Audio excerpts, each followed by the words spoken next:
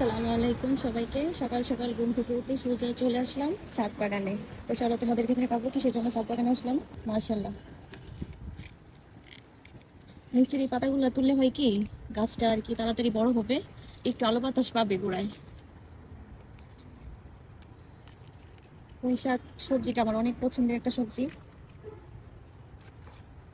কার কিরকম লাগে জানি না, কিন্তু আমার তো অনেক ভালো লাগে। এই তো এখন ছাদ বাগানে পুঁই শাক আস্তে আস্তে হইতাছে। এখন আমি সব তরকারির সাথেই একটু একটু পুঁই শাকের পাতা দিয়ে রান্না করবো, ভালো লাগে আমার অনেক।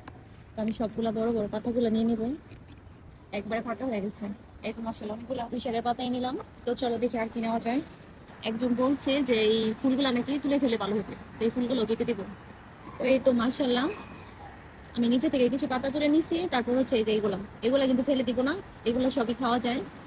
ছাদে আসলে কিন্তু সবজি নেওয়া শেষ হয় না, একটার পর একটা সবজি নিতেই হয়। এই তো এদিক দিয়ে আবার টমেটো পেকে আছে, লাল লাল হয়ে পেকে আছে। তো সবাই ভালো থাকবে, আল্লাহ হাফেজ।